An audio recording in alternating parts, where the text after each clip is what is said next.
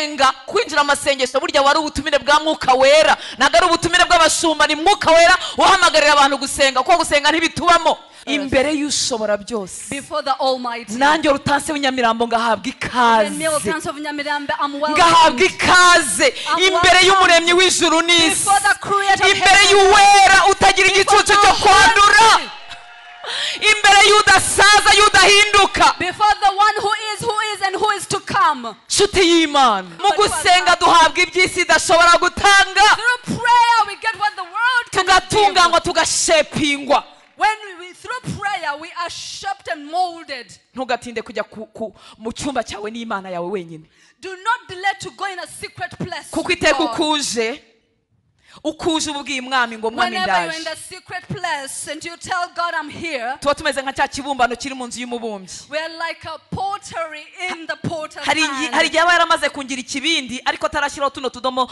two gutaka Sometimes I'm just a raw pottery without decorations. akavuga ati kaze mwana wanjye muri 21 And jours he said, welcome my child to the 21 days. ngwino ngutunganye gushyiraho n'utu tubara Come twaburaga and refine you. ngwino Rutanse nkumaremo impaka Come, old Tanse, and I'll ngwino put nkumaremo ubushizi argument from bw'isoni you. I'll take shame out of ngwino you. nkumaremo gutinya opinion y'abantu ahubwo ujye utinya icyo jyewe I'll take mvuga the fear of opinion. haleluya haleluya Hallelujah. akantu kamwe nungutse mu myaka itari myinshi cyane ni ukubwira Imana ngo Mana ngufitiye umwanya I've learned to tell God that God, I have time for you. haleluya Amen. kuko duhora tuvuga ko nta mwanya dufite w'ibintu byinshi We all say we are busy, ariko uyu mugoroba tubwiye Imana ngo Mana tugufitiye but umwanya tonight we are telling God, Hallelujah. God, we have time for you.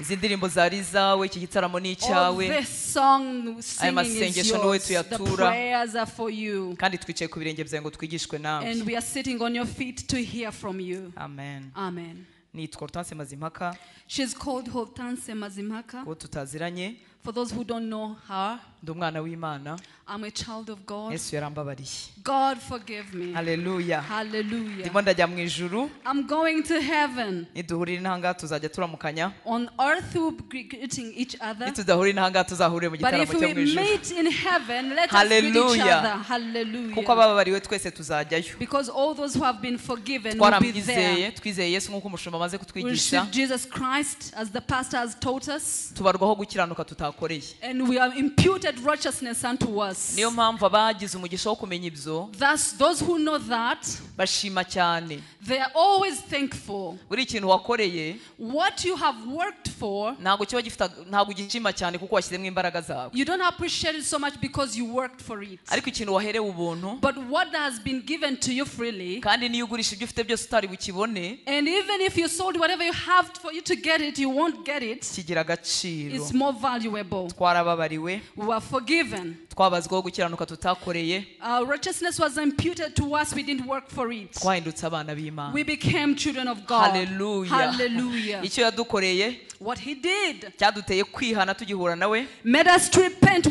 when we met him. nibyo umukozi w'Imana yavuze ko umwuka wera naza azatsinda That's ab'isi what the servant of God said. When the Holy Spirit comes, will remind you. azatsinda ab'isi abemeza iby'icyaha He will convict of the world of their sin. yego abazaba konvinsinga ko ari abanyabyaha He will convict them of their sins. ariko uzi umuntu w'imfura But you know the first, umuntu w'umugabo w'imfura n'umugore w'imfura a wonderful woman and bibereyeho man. neza umusore They're n'umukobwa having good wiyubashye life, a good, beautiful lady. young man. mwarwana ugiye kumwemeza ko ari umunyabyaha How can you convince them that they are sinners? ariko iyo duhuye n'umwuka w'Imana But when we meet with the Holy arakubwira ati Spirit, "Oruta, uri umunyabyaha He convicts you of your sin. ati kandi ukeneye imbabazi And z'Imana He tells you that you need God's ntabwo mercy. wakwikiza ingeso nziza ntizagukiza ubupfura ntibwagukiza Good behaviors cannot save you. ndamushimira ko nanjye yangezeho But I thank Him that He came to me. Hallelujah. Hallelujah. akangirira neza And did good to me. nkaba ndi mu rugendo rujya mu ijuru And I'm on my journey to heaven. umushumba wanyu mukuru The bishop yarambwiye ngo tuganire ku nyungu zo gusenga asked me to share with you the benefits of prayer. Imana imuha umugisha arakoze kunyemera guhagarara hano God bless him for giving me this opportunity. nabo mukorana umurimo mwese And for those he serves with, tugiye kuganira ku nyungu zo gusenga I'll share with you the benefits of prayer. nibwe mu mutima wanjye was inspired in my heart ku inyungu zo gusenga tutazizi zose that we don't know all the benefits of prayer. tumenyaho gakeya We know partial, we know partially. ntabwo twazimenya ngo tuzirangize We cannot know everything. ni ebyiri numva ku mutima wanjye ari buvugeho I will share with you only two. ikindi numva navuga And the other thing I would like to say, cyangwa naheraho or I would like to submit, nuko gusenga atari uko abanyembaraga praying is not for the strong. gusenga si uko abanyembaraga Praying is not for the strong. kuko umunyembaraga ntakeneye help ntakeneye ubufasha Because ntakeneye the icyo yishingikirizaho arabishoboye The strong man doesn't need help up to be buttressed because they are able. ahubwo umunyantege nkeya But a weak person, niwe ukeneye icyo yishingikirizaho they need to be buttressed. haba ubwo rero tubyitiranya tukagira ngo gusenga nuko abanyembaraga Sometimes we think prayers is for the strong. ahubwo abanyantege nke bazi ko bashobozwa byose na Kristo On the contrary, the weak appreciate God's help. abanyantege nke bazi ko bashobozwa byose na Kristo The weak appreciate that they can do all things through Christ. bazi ko ari we ubagize They know that He made them. bazi ko nta kintu bakwishoboza They know they can do without Him. bamutumbira ubutamukuraho They amaso focus on Him. haleluya Hallelujah. ntibamenyera ineza ye They never get familiarized with His goodness. ntibamenyera impano They abatije never get familiarized with what He has done for ntibamenyera them. ikintu na kimwe muri uru rugendo They rw'agakiza don't get familiar with bahora what bazi He's doing neza ko in this bashobozwa na journey. Kristo Because they know that they can do all things because ikintu of Him. kigushoboza rero ntushobora kukibagirwa What can enable you, you can forget. uzitegereza umuntu ufite ubumuga bw'amaguru kandi amaranye igihe atari Look- uwavunitse vuba aho ngaho Look at a lame person. umuntu umaranye igihe ubumuga bw'amaguru Somebody who has been lame for some time. ntashobora guhaguruka yibagiwe imbago ze They cannot go up without their crutches. ariko iyo uvunitse vuba aho ngaho ushobora kwibagirwa kwihagurukiraho But when you are freshly fractured, you can forget the crutches. uriya muntu umaze igihe uzi ko amaguru ye atagira But imbaraga that person who has been using the crutches for some time, ntashobora kwibagirwa guhagurukira ku they mbago cannot forget the crutches. kuko imbaraga ze niho ziri Because the strength, their strength gusenga dwells si in uko the crutches. abanyembaraga Prayers is not for the strong. turasenga kuko tutabishobora We pray because we can't. uru rugendo rurimo imitego myinshi This journey has so many umwanzi hindrances. araduhinga amanywa nijoro The devil is hunting for us day and night. na yesu ubwo yaratubwiye ngo inzira ijya mu bwami bw'imana The irafunganye Bible, Jesus Christ said the Lord to heaven ntabwo is yesu yigeze narrow. aduhisha yesu ntiyigeze He aduhisha didn't hide anything from us. haleluya Hallelujah. yaravuze ngo umuntu niba ashaka kuba umwigishwa we He said, if you want to be my disciple, ngo niyiyange you deny yourself ngo narangiza yikorere umusaraba and amukurikire carry my cross and follow me. ninde wambwira ko kwiyanga byoroha Who can say that denying yourself is easy? birabiha It's sour. kuko kamere yanjye hari ikintu yashakaga Because my flesh is asking me for something. kandi cyari koroha cyangwa And it kikanaryoha would be easy and sweet. ariko kuyibuza kugikora But refusing me to do it nibyo bigoye is hard. hamwe n'ubufasha bwa mwuka wera But with the help of the Holy hamwe Spirit n'ubuzima busenga and with the prayer, urwo rugendo life, turarugenda we can walk that aho hari journey. amahwa tukahatambuka We go over iyo those mitego thorns, y'umwanzi the tukayisimbuka snares, we jump over them. gusenga rero nibyo abantu bazi ko uru rugendo ruri siriyasi kandi ko rutashoboka mu mbaraga z'umuntu Now those who pray, they know that this journey is serious and they cannot do it with human strength. kandi uko bizagucanga sori mba numva icyo kinyarwanda kitiyubashye ariko numva aricyo kibangutse uko bizagucanga niko uzarushaho gusenga If you get the more you get confused, the more you pray. bitaragucanga hakiri ibintu ukora bigakoreka uzasenga gake If you're not yet confused, you won't pray enough. ariko nibigucanga nk'uko byancanze wa mugani wa musazi But if you get confused like I was confused, uzasenga pe you will pray indeed. haleluya Hallelujah. atari uko ufite imbaraga It's not because you have strength, atari uko umubiri utashakaga kurya not because your body doesn't want food, ariko kuko you have to nta kundi wabigenza but you have no choice. You ukeneye have to. gutabaza You need help. umuntu urimo arohama mu mazi ntabwo abanza gutunganya ikanzu n'umupira aravuga ati mu ntabare ndarohamye Someone who is drowning, that they don't have time to put themselves together. They cry for help. haleluya Hallelujah. gusenga rero ni uko umutima ukeneye imana buri munsi Prayer is for a heart that needs God every day. ni uko umutima uciye bugufi ubizi neza ko utabibasha It's a humble heart that recognizes that it cannot do by itself. kandi iyi Imana y'imbabazi And God of mercy, yaravuze ngo abicisha bugufi bahera He ubuntu. said that for the humble, He gives freely to them. Haleluya. Hallelujah. Abicisha bugufi bahera For ubuntu. the humble, He gives them freely. Ibintu waherewe ubuntu ni ibintu bitangana nawe, ni ibintu utamerita, ni ibintu udakwiriye, ni ibintu utigiye, ni ibintu bitajyanye nawe. Those Haleluya. things that are given to us freely that we didn't melt, that they are not of our level. Abicisha bugufi bakayambaza ibahera ubuntu. Those who humble themselves and cry for His help, He gives to them freely. Ibaha kumenya ibyo batari kumenya, He gives them to know what they wouldn't ibaha have kugera aho known. batari kugera, They go further where they wouldn't have gone. ibahishurira amagambo y'Imana He batari reveals the guhishurirwa, words of God they wouldn't have known. ibaha kumenya Kristo buri He munsi. gives them to know Christ every day. Haleluya. Hallelujah. Gusenga nuko imitima ikeneye Imana. Prayer is for those hearts that need God. Gusenga nuko imitima iciye bugufi. Heart prayer is for a humble heart. Habaho kundi gusenga gukorwa n'abantu benshi ariko kutariko. Now there's a corporate prayer which is not right. Corporate prayer. Nakuzonze. Sorry. Nigeze kubaho umusemuzi kera niyo mpamvu njya kwiha gukosora abasemuzi kandi ntazi Icyongereza. Haleluya. Hallelujah. Habaho gusenga kujya gukorwa n'abantu bamwe na bamwe. Corporate prayer ndimo nibaza ko ari isengesho rihuriyeho nkuko muyarimo. Niko nibaza. So hari gusenga kutariko abantu bamwe bajya bakora reka bariko tuvuga. Okay, there's a wrong prayer that people normally do. Kumera nko guhinduka ukuratira Imana ibyo twashoboye. Kuratira Imana mbese nka wa mufarisayo ukuntu yasenze ngo urabizi Imana ngiye niyiriza kabiri mu cyumweru, urabizi ntanga bibiri byanjye ntanga 10 kimwe mu 10 cyanjye, simeze nk'abari abantu babanyazi badafite imbaraga. In the presence of God they praise themselves of what they have achieved. Mbese bikaba nko kuratira Imana.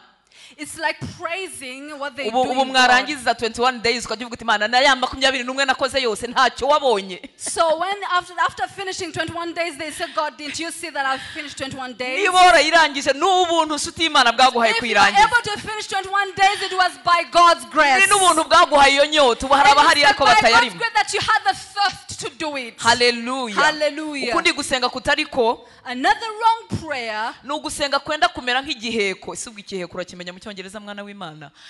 Ni ugusenga kumeze nk'igiheko. Igiheko ni nk'inzaratsi, ni nk'ibintu dukura mu bapfumu dukura. No, ntago njyayo. Bakura mu bapfumu. Mbese ni kimwe mu bintu umuntu yitabaza. So it's like more like razmatazi. Ariko akakitabaza mu bindi byinshi n'ubundi azitabaza. But they go to it because they need to go to it later. Hari abantu basenga rero badafite kuri kwizera batizera iriya Mana batubwiraga mu kanya kikaba kimwe mu biheko bitabaza ngo bagirirwe neza. When they are praying they don't have the faith in God, but they have an idol that they have faith in. Ntago bazi Imana dusenga. They don't know the God that we pray. Icyakora bumva ko igira imbaraga. But they understand and recognize that He is powerful. Noneho gusenga bakongera mu bindi byinshi bakoresha bitabara. But in prayer they have idols they seek help from. Ikibabasha nuko abo nabo baba bo tugendana baba mu nzu z'Imana. So it's appalling that we have such kind of people in the house of God. Kuko ushobora kubona umubyeyi ukuze nkanjye ajya kubariza mu bapfumu impamvu umukobwa atarashaka kandi akongera akanamusengera muri 21. Ndamusengera ngo ashake muri 21 ariko no mu bapfumu ndajya kumubariza impamvu atinze gushaka. So now we have people, old women, who go to the shrines to ask the witch doctor why their daughters are not getting married, and they come back to church and also pray for their daughters to be married. Muri make gusenga kwa mubereye kimwe mu biheko yiyambaza. Ni nayo mpamvu n'abatizera Imana yajya batubwira ati mudusengere. Yahura n'ibibazo n'ingorane ati mudusengere. Ariko si icyo cyonyine ari bwitabaze n'ibindi. So this kind of people, they always tell us to pray for them, but they know they will go to somewhere else to seek help from. Icyampa ntibakabe muri twe. How I wish those kind of Icyampa people ntibakabe muri twe. In the name of Jesus, ukajya wuburira Imana amaso ariyo yonyine uhanze amaso ariyo utegerezaho gutabara kandi idatanga ukabyihorera. Haleluya. Ibyo ukabyihorera. Whatever He doesn't give it to you, leave it. N'uburyo ibutangamo byaba bitaboneka ugategereza. And if you don't get it, you wait. Amen. Imana ishimwe cyane. Amen. Haleluya. Ntitwavuga rero ko tuzi inyungu zose zo gusenga. So we can't say that we know all the benefits of prayer. Ariko hari ibyo tubona mu buzima bw'abizera Kristo muri none mu bihe byacu. But there are those that manifest in our lives today. Hari ibyo tubona mu bizera Kristo muri generation zacu baheshejwe n'ubusabane bafitanye n'Imana. There are those that we see in our current generation that is out of the community. Noneho Bibiliya yo yuzuye amakuru y'ibintu byakozwe n'abantu basenze. Now, the Bible is full of stories of people, what they achieved through prayer. ntabwo twabavuga ngo tubarangize. We can't list all of them. Turabona abantu Nehemiya batinya gusaba umwami ingabo bagasenga Imana ikabagira neza. Turabona aba Esteri basenga ibintu bigahinduka. Turabona mu isezerano rishya basenga ibintu bigahinduka. We have Nehemiah, the Esthers, praying to God and change things. And also in the New Testament. Turabona aba Daniyeli, turabona Bibiliya yuzuye udutendo twakozwe tw'ibitangaza by'Imana hamwe n'amavi y'abantu barimo bashaka Imana. The Old Testament, look at Daniel. We have so many stories of exploits that were done in the Bible. Ikindi gitangaza ni agaciro Imana yahaye amasengesho y'abera. And the other amazing thing is the value that God attached to the effective prayer of the righteous. Imana yemeye ko amasengesho y'abera agira icyo akora mu byemeza Imana yifatira ubwayo. Now God allowed the prayers of the righteous to affect what he does on earth. Sinzi niba iki kintu cyumvise. I don't know if you understand this. Imana yahaye agaciro amasengesho y'abera. God attached value to the prayers of the ku buryo righteous Imana yemeye ko amasengesho y'abera to the point that the prayers of the righteous agira ibyo akora mu byemeza Imana ifata. influence God's decisions. Ariko Imana umuremyi w'ijuru n'isi itagira umujyanama. But the God, the creator of heavens and earth, who cannot be cancelled, Ikemera amasengesho yawe n'ayanjye akagira uruhare mu byemezo byayo. and he needs your prayer and my prayer to influence Imana his iduha imbaraga decisions. n'inyota zo gusenga. May God give us the thirst to pray. Imana iduha ubuntu n'imbaraga. May God give us the strength and the grace. Haleluya. Hallelujah. Muri Yakobo haravuze In James igice cya 5 umurongo wa 16 n'uwa 17 5:15 up to 17. ngo mujye ndakoresha Bibiliya ijambo ry'Imana I'm using the Bible yitwa version, Yego. ijambo ry'Imana. aravuga ngo mujye mubwirana ibyaha byanyu kandi musabirane kugira ngo mukire indwara. Isengesho ry'umuntu w'intungane rigira ububasha kandi Imana irikoresha umurimo wayo. Confess your trespasses to one another and pray for one another that you may be healed. The effective fervent prayer of the righteous man avails much. Haleluya. Hallelujah. Isengesho ry'umuntu w'intungane The fervent prayer of a righteous man. nibigera ku butungane ntibigukange. Do not be scared by the word righteous. Niba warizeye Kristo, If you believed in Jesus Christ, niba warizeye Kristo koko, if you indeed believed in Jesus Christ, wabazweho ubutungane bwa Yesu.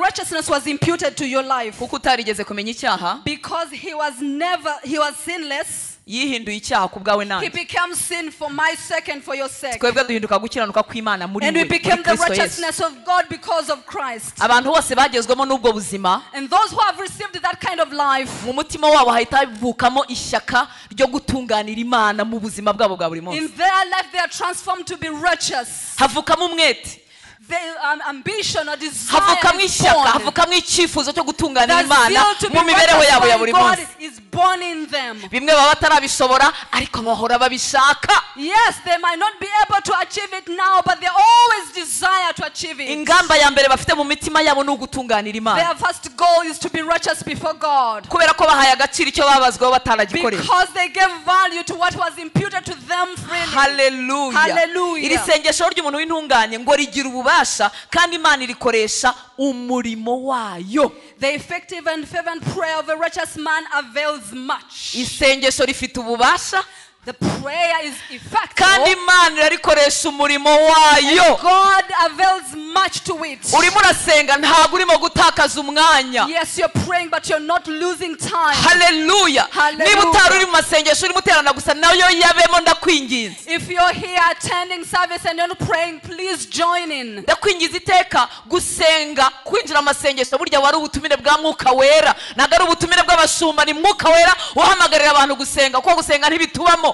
When they call for prayer, it's the Holy Spirit inviting us to pray, because in us there is no prayer. Imana yahaye agaciro gusenga kw'abera, iravuga ngo rigira ububasha, rifite imbaraga. God valued the prayer of the righteous and said it is effective. Kandi Imana irikoresha umurimo wayo. And God uses it for his work. Muri make ni ibikoresha Imana igenda igakoresha ibyo agomba gukora mu isi. Meaning Amasengesho our y'abera. prayers is the tool of God he uses on earth. Haleluya. Hallelujah. Akomeza atubwira ngo Eliya yari umuntu umeze nkatwe. The Bible continues to say that Elijah was a man in ngo yasabye Imana our ko imvura nature. itagwa, And he prayed to God for the rain not to rain. ngo maze imvura imara imyaka 3 n'igice itagwa. And for 3 years the rains didn't come on the Bibiliya earth. yakagushyiriyemo ngo bimenye, irakubwira ngo Eliya yari umuntu umeze nkawe Now the nanjye, Bible included that he was a man like one of you. kandi yari umuntu umeze nkatwe cyane, And he was like us. kuko amaze no gukoreshwa ibitangaza bikomeye. Hari aho yagize ubwihebe, wa mugore Yezebeli avuga ati aranyica ubu ndapfuye, kandi avuye gukoreshwa ibitangaza bikomeye. Yari umuntu umeze nkatwe, ucogora akongera akabyuka. Even after performing miracles, he got a point where he was despair, yet because he was a man like one of us. ngo hanyuma yongera gusenga, imvura iragwa, imyaka irera. And he said, prayed again, and the rains came after 3 years. Hallelujah. Hallelujah. Ngiye gusoma mu gitabo cy'Abami, nasanze Imana itigeze ibwira Eliya ngo Eliya we ngo hagarika imvura. When I was reading in the book of Kings, I didn't see anywhere where Ahubwo God Eliya told him to stop yabonye the rains. ubuhenebere. Eliya yabonye ubuhenebere bwari mu gihugu, But abona uburyo Elijah- kuntu abantu bateye Imana umugongo, abona uburyo basenga za Bali bibwira ko arizo zagusha imvura. Aravuga ati icyubahiro cy'Imana kigomba kuba hano hantu, ngiye gusenga imvura ihagarare, bazamenye Uwiteka ko ari we Mana. But Elijah saw the wickedness in the land and said the righteousness of God has to come back, and he said, I'm going to stop the rains from coming. Gusenga k'umukiranutsi kugira umumaro mwinshi, So the yasenganye umwete, prayer of the righteous man kandi ni avails ibikoresho much. Imana ikoresha umurimo It wayo. is a tool that God uses. Turimo tuvuga aya magambo, umutima wawe n'uwanjye urimo urabisaba, ubwira Imana ngo As we Mana mb'ubuntu, mana imbaraga zo gusenga, ne kujya mbivuga nk'amagambo. As we share this word, please pray to God that he gives you the grace and the strength, and so that you might not hear it as a message. Kubyigisha ni byiza, kubivuga ni byiza, ariko kubikora. Teaching it, speaking about it is good, but it's better to implement. Hallelujah. Hallelujah. Ni igitangaza agaciro Imana yahaye amasengesho y'abera. It's amazing the value God attached to prayer. Noneho amasengesho y'abera agenda akagera, ni igitangaza Now kirushijeho. the prayers of the righteous does miracles. Aho agenda akagera, Wherever it goes. kuko bimwe mu bintu biduca intege mu gusenga ni ukwibwira ko amasengesho yacu ngo atarenga plafo. One of the hindrances of discouraging things is because they think our prayers don't go far. Iyo umuntu yacitse intege aravuga ngo amasengesho ye ngo ntagarenga plafo. When someone is weak, they think their prayer doesn't go beyond the ceiling. Ntibigendera kuko wiyumva, It doesn't go because you feel like. ntibigendera muri feelings zanjye, It doesn't go with my feelings. bigendera ku cyo Imana yanditse. It goes with how. Hallelujah. Amasengesho y'abera afite ahagera. My prayer is effectual. Is effectual. Hallelujah. Hallelujah. Byahishuye igice cya 8 Revelation chapter 8, 3 na 4 from verse 3 to 4. haravuga ngo haza marayika wundi ahagarara ku gicaniro afite icyotero cyacuzwe mu izahabu, ahabwa imibavu myinshi ngo ayongere ku masengesho y'abera bose, ayishyire ku gicaniro cy'izahabu kiri imbere ya ya ntebe. Mwumvise ahantu hariho? Did you hear Imbere where that y'intebe place is? y'Imana. Hallelujah. Hallelujah. Imbere y'intebe y'Imana y'amasengesho yanjye, rimwe na rimwe mba ntazi ibyo nkwiriye gusenga, ntazi n'uburyo nkwiriye gusenga. Mwuka wera wa wundi utunihira iminsi itavugwa, kuko ari we uzi uko twari dukwiriye gusenga, hamwe no kunyingingira mu masengesho yanjye y'intege nkeya, ngo amasengesho yanjye arazamuka akajya imbere y'intebe y'Imana. My Hallelujah. prayers ascend before the throne of God, even if I don't know how to pray, but the Holy Spirit aids me to pray. Hallelujah. Hallelujah. Hanyuma ngo marayika akongeraho imibavu myinshi, nta nubwo ari mike, imibavu myinshi ngo yayihaye kugira ngo ayongere ku masengesho y'abera. Hallelujah. Hallelujah. Amen. Ngo umwotsi w'umubavu uva mu kuboko kwa marayika uzamuka imbere y'Imana n'amasengesho y'abera. Umwotsi w'umubavu uva mu kuboko kwa marayika uzamukana imbere y'Imana n'amasengesho y'abera. In the smoke of the incense with the prayers of the saint ascended before God from the angel's hand. Ubu ni iki kitubuza gusenga? What should stop us from praying? Ko bifite agaciro k'igitangaza. Because it is important. Imana ntiyabikingiranye, God did not stop it. yarabyemeye biraza, He accepted it to come bigera mu kwera kwayo and came into his imbere holiness y'intebe y'Imana. before his throne. Hallelujah. Hallelujah. Hanyuma marayika uhagaze imbere y'intebe y'Imana And the angel before the throne of God, afite umurimo he has a job to wo do. gufata indi mibavu To myinshi take akayivanga incense n'amasengesho y'abera, and mix it with the prayers ngo of the byarangiza bikavamo saints. umwotsi And bigahumurira from out Imana. of it comes the incense that smells so good. Hallelujah. banza ryo rubijimije sorry abera bo kwisi yose amasengesho y'abakazamuka imbere y'intebe n'isengesho rya Hortense utuye muri Kigali ahantu wenda hatanazwi naryo rikazamuka imbere y'intebe y'Imana. The prayers of the saints from earth ascend to heaven and their sweet essence before ushatse God. wagabanya amarandevu usaba bakomeye. How I wish you could stop so many wagabanya amarandevu dusaba bakomeye. You can stop those appointments. hari irindi randevu ufite utajya ukingiranwa udasabwa gusaba umunsi batagushyira kuri liste utarinda gutelefona ayiwe batakubaza ngo uri mwende nde wiziki uruwahe. There is an open appointment before God. Imbere y'umuremyi w'ijuru n'isi. Before the creator of heavens and earth. Imbere y'ushobora byose. Before the Almighty. Nanjye Hortense w'Inyamirambo ngahabwa ikaze. Ngahabwa ikaze imbere y'umuremyi w'ijuru n'isi. Imbere y'uwera utagira igicucu cyo kwandura. Imbere y'udasaza y'udahinduka. Before the one who is and who is to come. Nshuti y'Imana. A friend of God. Paulo aravuze ngo umubiri we awukoze uburetwa. The Bible says, Paul says he buffets his body. awukoze uburetwa ngo nawe atazamara kubwiriza abandi agasigara So atembewe. that he might be disqualified after teaching others. Koresha amaso yawe uburetwa. Use your eyes Uyakure muri screen ya telefone. from that screen. Uyakoresha uburetwa uyakure mu birangaza. Make your eyes take your eyes away from those that distract Shuti you. z'Imana koresha umubiri wawe uburetwa ukure mu kigare cyari kiryoshye ariko ukure mugira umwanya wo kwihererana n'Imana. Take your body from all those groups and use it to use yewe gabanya n'imirimo yitwa ko ari myiza kugira ngo ujye kuvoma imbaraga zizatuma ubasha kuyikora igihe kirekire. You may also reduce those good works and be before the Lord. Yesu yavaga mu bantu bakimushaka agifite n'imbaraga zo kubakiza agifite n'ibyo bakoramo bose batari bakira ariko ngo akajya kurara ku musozi ararana na se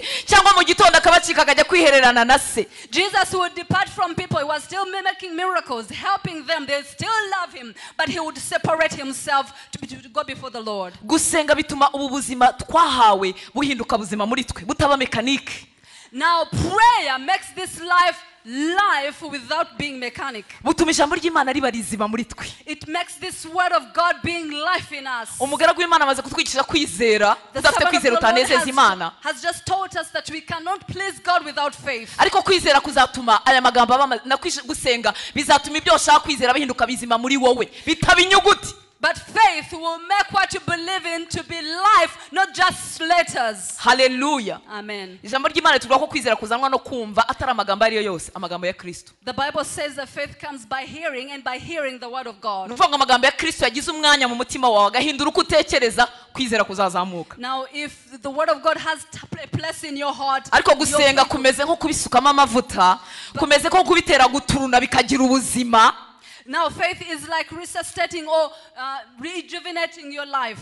Hallelujah. Hallelujah. Hallelujah. Hallelujah. Kandi nusenga And when you pray, tuzabibona somehow. Tuzabibona atari uko ukuyemo inzu cyangwa imodoka ubuzima bwawe buzagenda buba softer and softer. Cyo cyageze nicyo cyangwa nimba ndabiyemereho. Buzagenda bworoha. Your life, when you pray, life becomes softer and softer. Niba uri umuririmbyi If you are a worshiper or singer, kandi Imana iguhaye indirimbo nyinshi dukunze, and God gives you inspiration of songs, we ntuzazamukana natwe tugushima. you will not go ascend with us. Uzarushaho koroha. You will be softer. Ubugwaneza buzagwirira muri wowe. Goodness will dwell richly in kuko you. kukwizera twavugaga ni ukwizera kukorera mu rukundo. Because this faith works through love. Uzarushaho gukunda Imana no gukunda abantu. You love more people and God. Nuzabura umuvugabutumwa. And if you're a preacher, ntabwo wazasohoka theology nyinshi gusa. you will not mention only what you learned through theology. Hallelujah. Hallelujah. Hazasohokamo n'ubuzima. But your words will bring life. Ushobora kuzavuga ibintu byoroheje. You will say lighter messages. Ariko bikaza bifite ubuzima. But it comes with power, with life. Bakozi b'Imana mukiri batoya. Servants of God who are still young. Ndabinginze nshuti I z'Imana. beseech you, friends Isi irimo of God. iradukurura. The world is pulling Tugomba us to gukora its- tugashaka amafaranga. We should work. Tugomba gushaka ubuzima. We should look for living. Biratugoye. It's hard. ariko ndabinginze kubw'imbabazi But z'Imana I beseech you by the mureke grace of tumere God. nk'abikeba kuko Let us kwikeba sacrifice birababaza ourselves because it's hard. tugire umwanya wo kwirana n'Imana twenyine Let us have a umwami secret naduha life with ubuntu God. aduhe n'imbaraga zo kuva muri ibi bizunguruka bitajya birangira ni To ask for byinshi grace and strength. There is a lot to distract us. Imana itugirire neza May God be gracious ubushobozi to noneho us. Imana yahaye gusenga ubushobozi yabishyizemo bwo guhindura ibintu God gave the power to prayer to change things. reka tuhavugeho twe kuhasoma kubw'umwanya We will mention it quickly mu because ngoma of time. kabiri igice cya karindwi abasenga benshi barahaza umurongo wa 13 n'uwa 14 2 Kings chapter 7, 14, 15. haleluya Hallelujah. Salomo yari amaze gusenga Imana irazira ko yumvise gusenga kwe Solomon had just prayed and God had his prayers. Imana iravuga ngo nindamuka nkinze ijuru And the Bible says that if I close the heavens, ninde wakinze who has closed the heavens? Imana ubwayo God kandi murabizi himself. ko iyo yakinze nta muntu ukingura And you know when he closes, nobody can open. Imana iravuga ngo nindamuka nkinze ijuru But he says, if I close the heavens imvura ntigwe and there's no rain, ninteza igihugu mugiga and if I bring pestilence upon the nkabateza land, inzige and I bring locusts ikarya imyaka yabo to eat their fields, byakozwe nande who has done it? byakozwe n'Imana ubwayo It was done by God himself. kuko abantu babaga bayiteye umugongo ikabohereza ibibayigaruraho Because people abandoned God and he'll bring ariko pestilence wumva upon Imana their y'imbabazi lives. wumva Imana y'imbabazi But he- wumva God of Imana y'imbabazi God of mercy. irivuge ngo njyewe ubwanjye ninjye But wakinze he said, myself I closed. ngo ariko abantu banjye bitiriwe izina ryanjye But if the people never my name, nibicisha bugufi if they humble themselves haleluya Hallelujah. bakihana and repent bagahindukira and turn, bakareka ibyaha byabo And live with bagasenga They'll pray. zumva ndi mu ijuru mbakirize and igihugu I'll hear from heaven, heal haleluya their land. Imana Hallelujah. yahaye abera imbaraga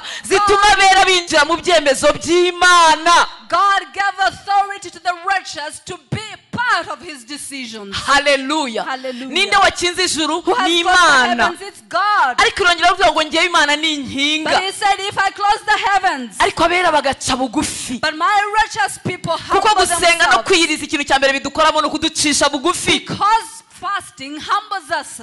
uzarebe iyo wiyirije nyakwiyiriza But if you're indeed fasting, ntabwo wakubita umuntu urushyi you can't slap somebody. ntiwamutera igipfunsi You can't punch nta them. mbaraga ufite You don't have bodily strength. n'abantu dukunda kuburana nanjye mba mu bakunda kuburana n'abantu dukunda kuburana ibintu byo kuburana biragabanuka amagambo aba When yashize you're fasting, you can't argue with people. angiriye neza ntashyizemo haleluya Amen.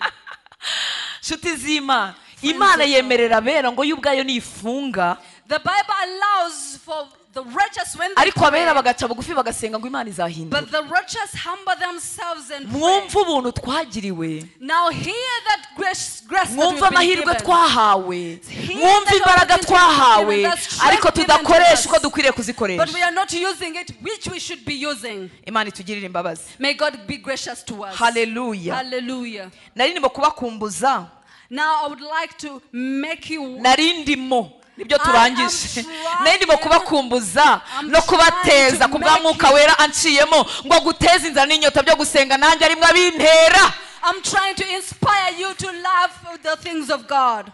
haleluya Hallelujah. hanyuma inyungu ya mbere rero Now the first benefit, ni ebyiri ndibuvugeho I'll mention only two. ndibaza ko ngewe nawe twemeranya ko imigambi y'Imana kuri twebwe ari myiza You and I, we concur that God's plan over our lives is good. niba tutabyemeranya ongera wige ijambo ry'Imana urebe uburyo imigambi y'Imana ari myiza kuri twe If you're not convinced with it, please read again the word of God. ndetse yaratubwiye ngo adukunda nk'uko akunda Yesu And he said he loves us just as much he loves Jesus. kandi Yesu ntiyigeze akora icyaha And Jesus was sinless. ariko data agiye kunkunda nkunda nk'uko yakunze But Yesu when God loved me, he loves me just as much as loves Jesus. imigambi y'Imana ni myiza kuri twe God's plan are good upon hari igihe my umuntu aba life. atayireba ubuzima bwamukubise Sometimes you might not see it because life is hard. ariko kuba utayireba ntibitera But kuyihindura for you not ntabwo seeing ihindura God's plan does not change it.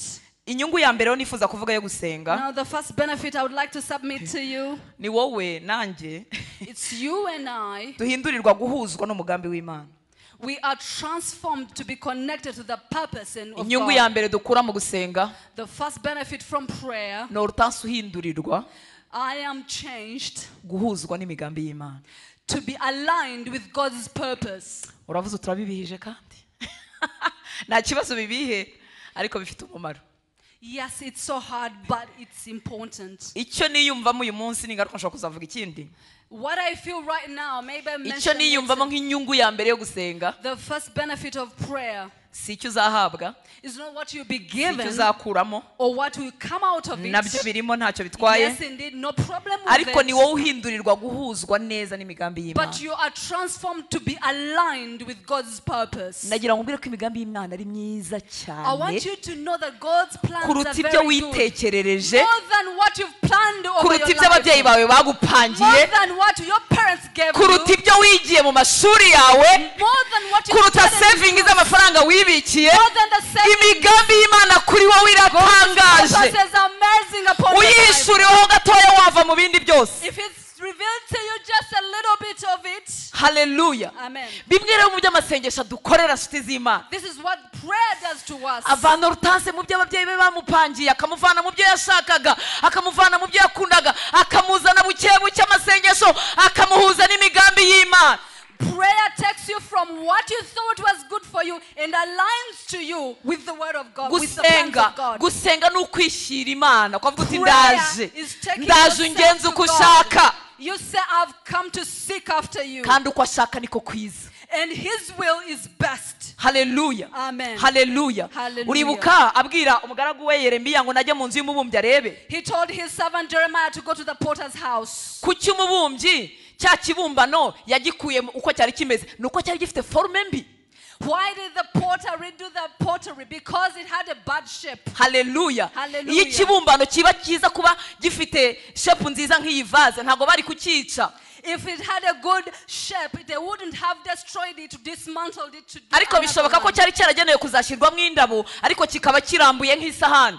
Because it might have been purpose to carry leaves, flowers, but it was a plate. Hanyuma nyiri kugikora nyiri umugambi kuri Now cyo the potter who has a aravuga ati dore plan over it, kiraramba rero kizashobora he kubika said, indabo "No, nziza." it cannot hold beautiful Arongera flowers. agifata gishusho imeze nk'uko He ashaka. went and gave it a different shape as he purposed. Haleluya. Hallelujah. Imigambi y'Imana kuri njyewe ni myiza cyane God's kuruta ibyo plan nigeze over kurota. my life is good. Imigambi y'Imana kuri wowe ntabwo isharira. God's plan over your life is Izaguhindura future. umunyamumaro, It will make you izaguheza agaciro mu buzima bw'inaha ngaha, make you valuable kandi here. tubikiwe n'ubugingo buhoraho. And yet we have eternal life. Haleluya. Hallelujah. Ubu se ziriya ntumwa za Yesu yakuye mu kuroba yarazihombeje? Buriya zarahombye. Ubu Petero akomeza kuroba tuba tumuvuga wapi?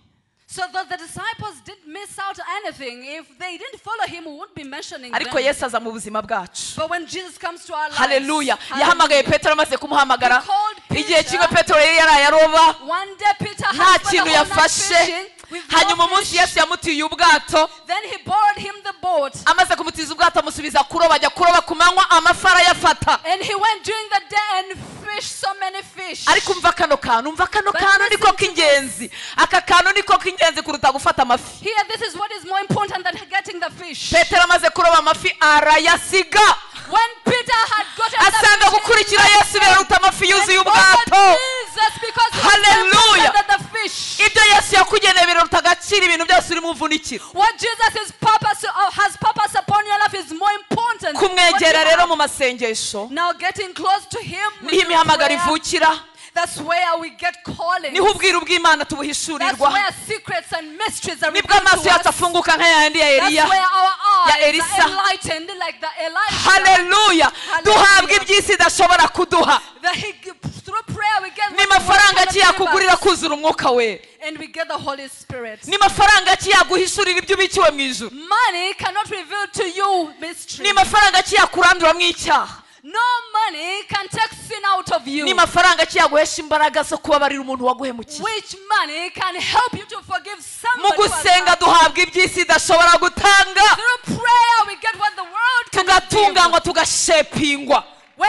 Through prayer we are shaped and molded. Ntugatinde kujya mu cyumba cyawe n'Imana yawe wenyine, Do not delay to go in a secret place. kuko with iteka God. ukuje ukuje ububwiye umwami ngo mwami Whenever you're in ndaje the secret place and you tell God, I'm here, tuba tumeze nka cya kibumbano kiri mu nzu y'umubumbyi we're like a pottery in the potter's hari hand. igihe aba yaramaze kungira ikibindi ariko atarashyiraho tuno tudomo two gutaka Sometimes I'm just a raw pottery without decorations. akavuga ati kaze mwana wanjye muri 21 And jours he said, welcome my child to the 21 days. ngwino ngutunganye gushyiraho n'utu tubara Come twaburaga and refine you. ngwino rutanse nkumaremo impaka Come, old Tanse, and I'll ngwino put nkumaremo ubushizi argument from bw'isoni you. I'll take shame out of ngwino you. nkumaremo gutinya opinion y'abantu ahubwo ujye utinya icyo jyewe I'll take mvuga the fear of opinion haleluya out of you. nta sengesho na rimwe ripfa ubusa There is no prayer Nta that mwanya is uzamarana on the n'Imana upfa ubusa. ground.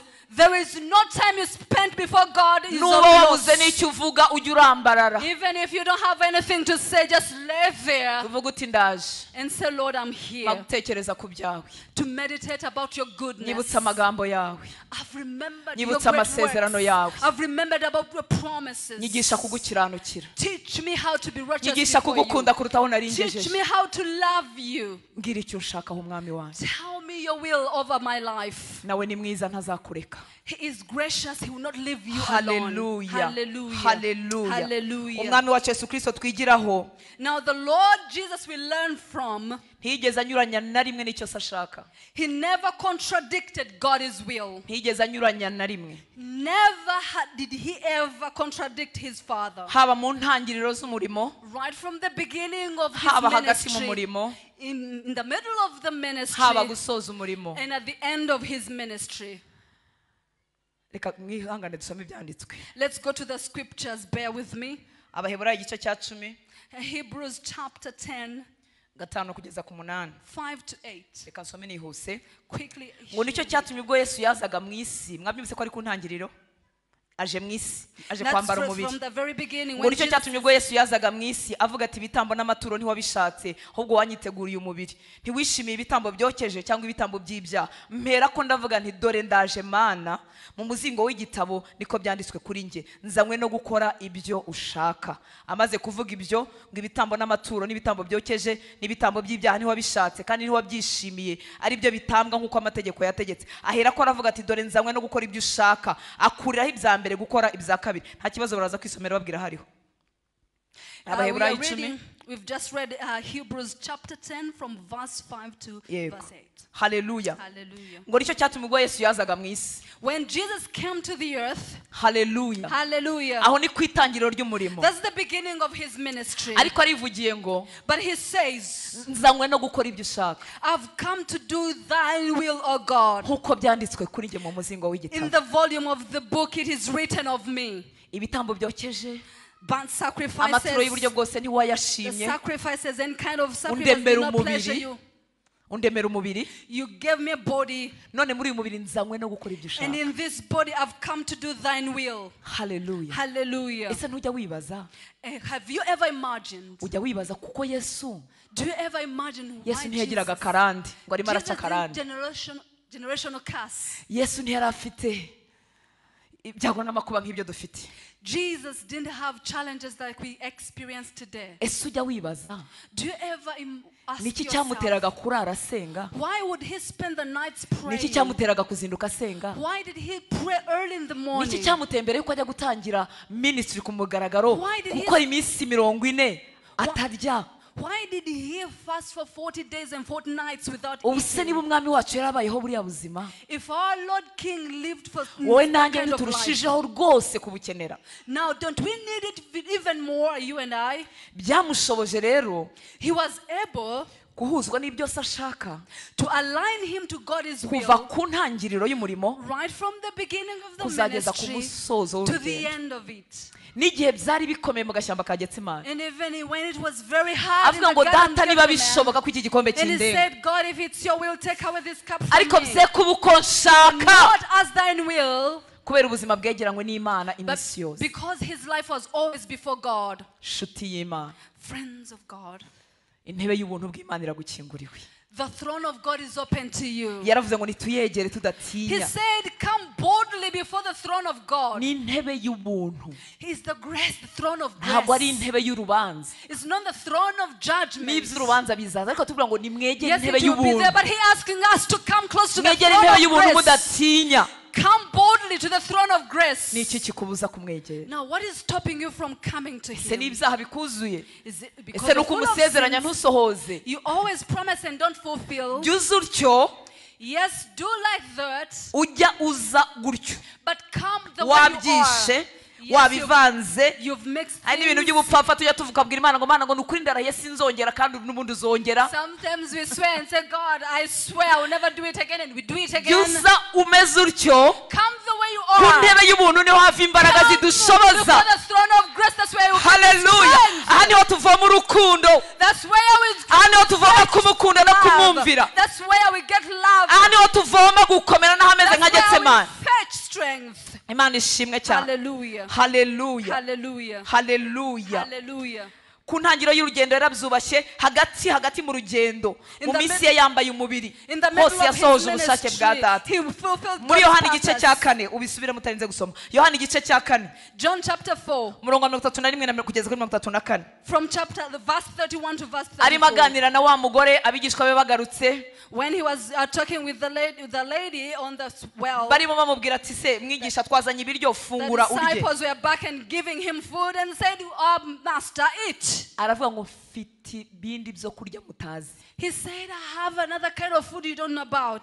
Haleluya. Hallelujah. Mfite ibyo kurya mutazi. Abigishwa baribaza bati sa n'undi muntu wamuzaniye ibyo kurya. The disciples asked themselves, somebody brought him food. Yesu arababwira ngo ibyo kurya byanjye He said, my food ni ugukora is to do, ibyo uwantumye ashaka my God, the one who sent me, no kurangiza umurimo we. and to accomplish his work. Mumbabare hano hantu muhumve. I want you to listen to this place. Ibyo kurya nibyo bidutunga, Food sustains our body, ndetse ni n'umunezero iyo umuntu atarwaye, and it's a kandi pleasure while yabonye eating. kurya ibyo akunda. When you eat what you like. Yesu arababwira ngo mfite ibindi byo kurya mutazi. He said, I have food that you don't know about. Ubwo ibyo kurya byanjye That he said, my food ni ugukora ibyo uwantumye ashaka. is to do the will of the Muri Father. make mbeshejweho. In Haleluya. other words, Ubuzima bwanjye I bushingiye, live, umunezero wanjye ushingiye, I live kubaho kwanjye gushingiye My existence gukora ibyo uwantumye depends ashaka, to do the will of the one who sent me, no kutabicira hagati, no kurangiza umurimo we. and to fulfill it to the end. Iyo tubuze gutinda ku ntebe y'ubuntu, When we don't come to the throne of grace, iyo tubuze ibi bihe byo kwegerana when we n'udushoboza, don't have time to come to the one who can enable us, tujya dutangira dukora ibyo wadutumye ashaka. Tujya dutangira dukora ibyo wadutumye ashaka, we start doing the will of the one who sent ariko us, kurangiza bikabura. but accomplishing ceases. Ukaba wari uw'umumaro mu itorero ry'Imana. Yes, at the beginning you are relevant in the house of God. Impano zawe zatugaburiraga, Yes, your talents and gifts were important to the zatungaga abera church. benshi. Yes, many were benefiting from your calling. Urukundo rwawe rwakomezaga abera benshi. Your love strengthened many. Wasuraga abibagiranye, You visited those who were forgotten. wakoreraga Imana n'ishyaka ryinshi, You served God with a lot of zeal. ariko imibabaro y'isi ikakujyaho, But the burdens of the earth has ugahura n'ibintu burdened bikomeye you. kuko You encounter challenges. twese bitugeraho. Inzu yubatse ku musenyi n'iyubatse ku rutare, bose imvura iragwa, bose imivu iratemba, We all encounter such challenges. Rain came. kubera kudatinda ku ntebe y'ubuntu But bw'Imana, because you've not taken time to be before the throne of grace, ugatangira mu gukora ibyo wagutumye ashaka, ugatangirira mu gukora ibyo wagutumye ashaka, yes, we start doing the will of the one who ariko sent you, kubisoza ntako, but you don't end well. tukaguhomba kandi uri uw'umumaro. We miss you, yet you are important to the church. Ubu duhombye abera benshi, duhombye impano nyinshi. We've missed so many talents and Bamwe gifts. tubahobejwe nuko baguye mu byaha bikabakomerera, Some have gone back to the sin. bakananirwa kwakira imbabazi z'Imana. They have failed to accept God's mercy. Abandi batsikamiwe n'imibabaro no gutenguha n'abantu, kuko abantu bazatubabaza. Others have been burdened with hurt and pain from people. Kandi ntuzababazwa n'abakure, kuko burya bakure bakubabaje ntacyo You will byagutwara not cyane. hurt by people from afar. It will be people close to Uzababazwa you. n'abakwegereye, It will be people close to you. kandi umwanzi azagusaba nk'uko yasabye Yobu. And the enemy will require of you just like he required of Nudatinda ku Job. ntebe y'ubuntu bw'Imana, If you don't take time on the throne of nurambarara ukavuga ngo grace, ngiye gusenga byarananiye, when you grow weary and say that I'm tired of praying, kandi aricyo gihe cyo gusenga. and Bibiliya yet tubwiye ngo it's time for ubabaye you to nagire pray. gute, The Bible says those who are pained, ubabaye naryame, Should ubabaye they sleep? nasenge. You should pray. Umwanzi arabizi ko niba icyaha kitaragushoboye imibabare ye izakubasha. The enemy knows that if you overcome sin, but pain will Ngwino kw'intebe y'ubuntu overcome you. bw'Imana. Ngwino aho Come to the tuvoma throne imbaraga of zo grace gukomeza and urugendo. get strength for the journey. Hallelujah. Hallelujah. Ngibyo kurya byanjye no gukora ibyo wantumye ashaka no kurangiza umurimo. My food is to do the will of thy Father, my God, and to accomplish it. Imana ishimwe cyane. Praise the Lord. Hallelujah. Hallelujah. Ahandi yaravuze muri Yohana 5:19 ngo ntacyo nkora ntabonanye data. John 5:19, he said, I can't do anything outside Muri God's make will. nta bintu mpimba. He said, I'm not reinventing anything. Biranyorohera kwigana data no kwikonforma It's kuri easy we. for me to conform myself to the will of the Father. Imana ishimwe cyane. Hallelujah. Nanone muri Yohana 17 arimo asoza urugendo. John 17, as he was concluding his Yaravuze ngo ministry, data ngo nakubahishije mu he isi. said, God, I honored you in this earth. Ayi cyama akaba aribyo nzavuga ku iherezo ry'urugendo. How I wish I would say that at the end of my journey. Hallelujah. Hallelujah. Hallelujah. Hallelujah. Nta mumaro bizaba bifite kuvuga ngo nagize ibibwirizwa byinshi kuri YouTube. It will Ikizaba be- gifite umumaro mu maso y'Imana ni ukuvuga ngo nakubahishije mu isi. It will be useless to mention how many videos you had on YouTube. But what will stand more important will say that I honored you on Kuko earth. nakoze ibyo wansabye gukora. Because I did your will. Reka duhe Imana icyubahiro. Hallelujah. Hallelujah. Hallelujah. Nimureke twakire ubuntu bwo gusenga. Let us receive the grace to pray. Nimureke twese tubigerageze kuko nta muhanga Let wabyo. us let all of us try, because nobody is an expert in it. Nta muhanga wabyo. There is no expert in this thing. Hallelujah. Hallelujah. Ndasenga nkabwira Imana amagambo menshi.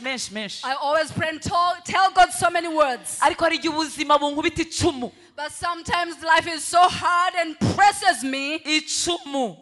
Umwambi wa mubi waka umuriro. He pierces me like with an arrow, a hot arrow. Pawulo yarabitubwiye mu Efeso igice cya 6. Paul tells us Mube mufite ingabo yo kwizera that kugira ngo muzashobore kuzimyisha imyambi ya wa mubi yaka umuriro. that get hold of the shield of faith so that you can extinguish the arrows of the Ari enemy. igihe umwambi wa mubi waka umuriro uguhinguranye. Sometimes that burning arrow of the enemy pierces you. Icyo gihe amagambo menshi ngira yo gusenga arashira. And sometimes I have no words to pray. Nkarambarara imbere y'Imana. And I Navuga lie nti before the Lord turaziranye. and said, God, you know. Nkayibwira ngo uri uwo kwizerwa nubwo ntabyumva.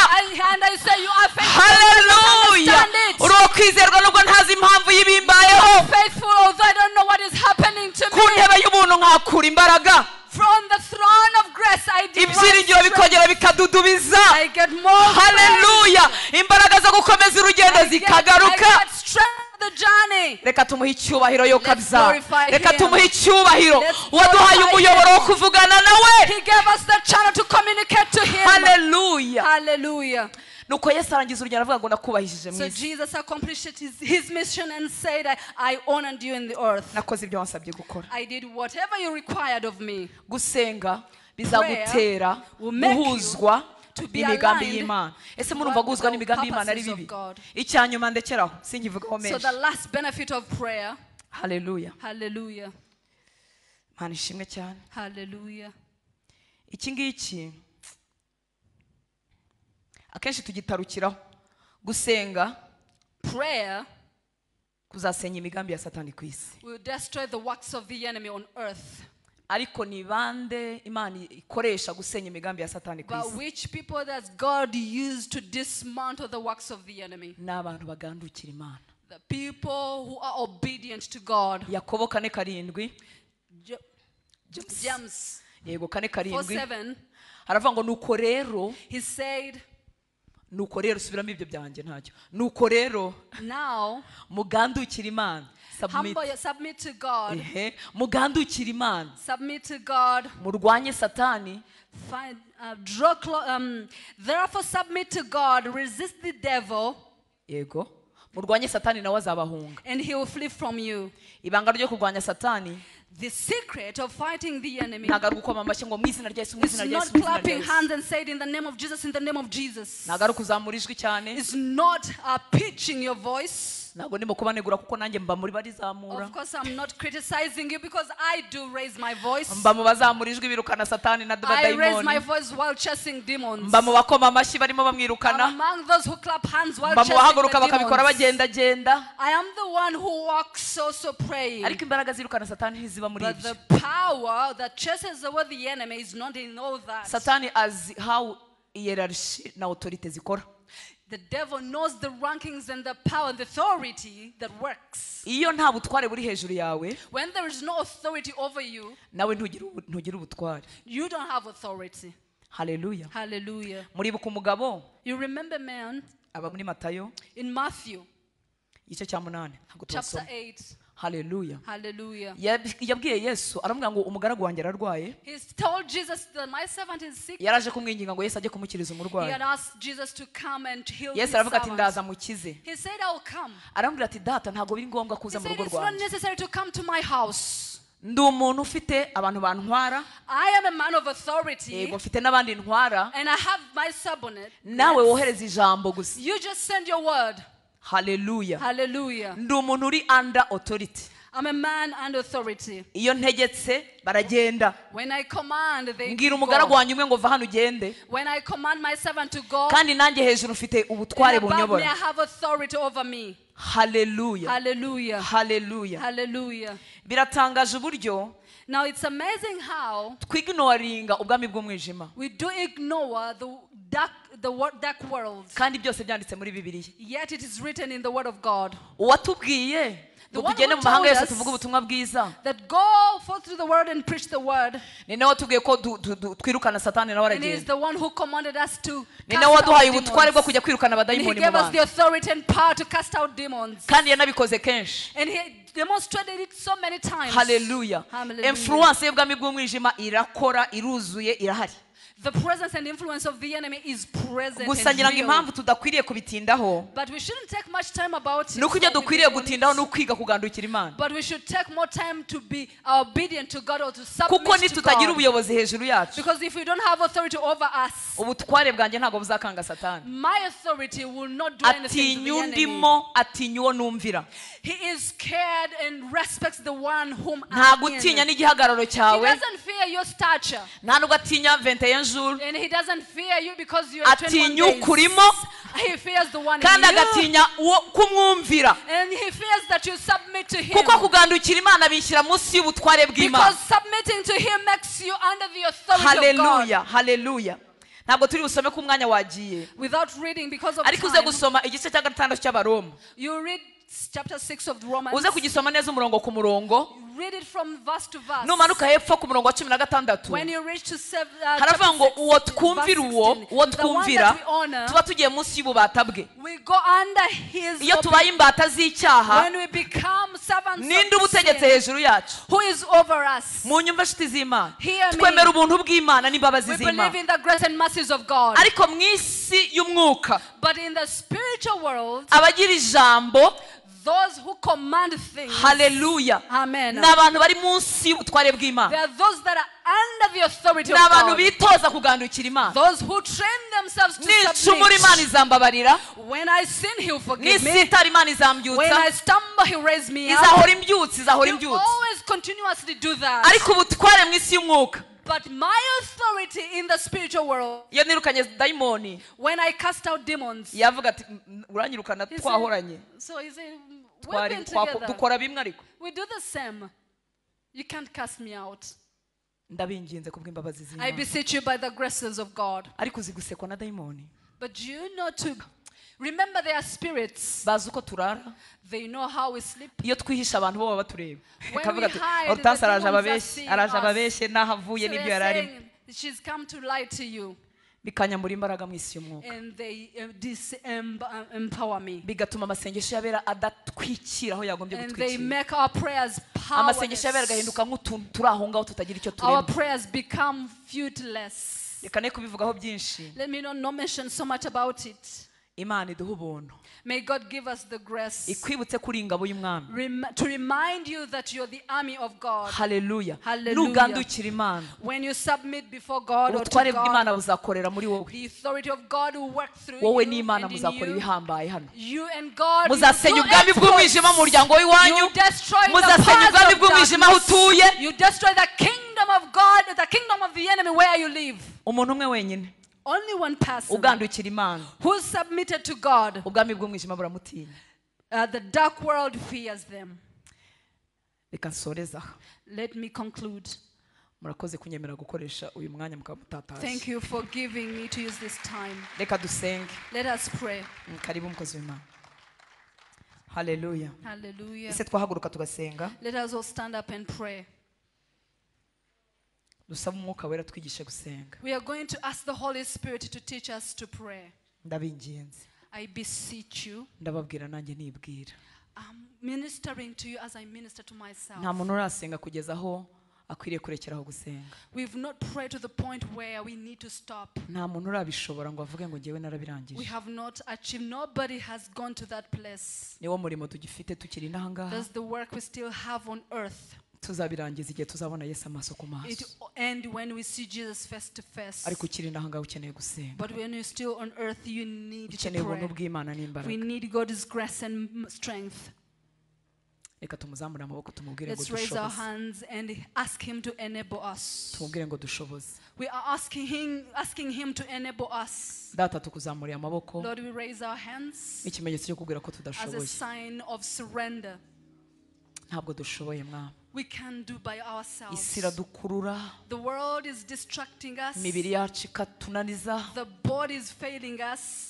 Turakwinginze mwami w'abami uyu mugoroba We ask you, Lord of Lords, ngo duhe inyota yo kugutumbira, give us the strength to focus on you. duhe inyota yo kutagukuraho Give us the amaso. thirst to fix Twigishe our gaze on uko umuntu you. yaba muri ubu buzima Teach us how to live ushakisha this imibereho life. ariko akagira umwanya wo kwiherana nawe. To be with you. Twigishe gukura amaso ku bitagira umumaro mwami. Teach us to take our eyes from anything that distracts us. Twigishe kuba disciplined mu buryo dukoresha amasaha yacu. Teach us how to be disciplined, how to use our time. Mwami w'abami twigishe Lord, King of Kings, teach suka us. ubuntu hagati muri twebwe mwami w'abami. Pour your grace in our midst. Dukize kubivuga tutabikora tutabibamo.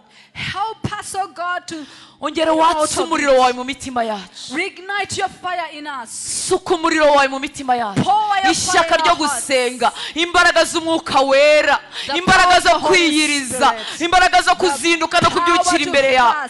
To be in your presence. Izi ni ingabo zawe uzakorana nazo mu gihe cya nyuma. This is your army you're using in the Aba nibo uzakoresha gusenya ubwami These bw'umwijima. are the people you're going to use to destroy the kingdom of Aba the nibo enemy. uzakoresha kugaragaza ubwami bwawe mu These are the isi. people you're going to use to manifest your glory on the earth. Dushoboze gukunda kubana nawe. Enable us to be with Kura you. amaso yacu n'imitima yacu ku bitagira umumaro. Help us to take our eyes from the fruitless things of the world. Mwami w'abami, Heal our hearts. kiza ahacu harwaye, Heal wherever we are hurting. kiza ahacu hashaka abantu kuruta uko hashaka wowe. Heal us wherever makes us to desire people, not you. Reka natwe ibyo kurya byacu bibe gukora ibyo wowe wadutumye ushaka. Let our food be to do your will Tugezeyo kubw'imbabazi zawe. by your mercies. Imbaraga z'umwijima zidutsikamiye, The powers of darkness zitsikamiye abera, yajya kubumbura akanwa ntibikunde, that is burdening and yajya gusoma ijambo ry'Imana ibitotsi bikamurusha imbaraga. when they trying to read Ubwo the word of buretwa God, bumenagurike they mu are izina rya dosing. Yesu. We destroy Igitutu cy'umwanzi the kimutwikiriye powers. ntabasha gusenga, araririmba bigakunda, yagira gusenga ntibikunde. Izo mbaraga zimenagurike, ubwo buretwa bumenagurike mu izina rya Yesu. Ndagobotora ururimi rwe, ndagobotora ubwenge bwe, ndagobotora ubuzima bwe mu izina In the rya name Yesu. of Jesus. Dushoboze mwami kubw'imbabazi zawe. Enable us by your grace, O God. Umugisha iri torero, Bless this church. usubize gusenga kuri mu mitima y'abana bawe muri iyi minsi 21. Answer their prayers during these 21 days. Ubatunguze neza yawe mukunzi May you mwiza. surprise them with your goodness. Ubakorera ibirenze ibyo basabye. Do more than what they asked. Ubahuze n'imigambi bafitiye. Align their lives with your purpose. Urakoze mwami. Thank you, Lord. Amen. Amen.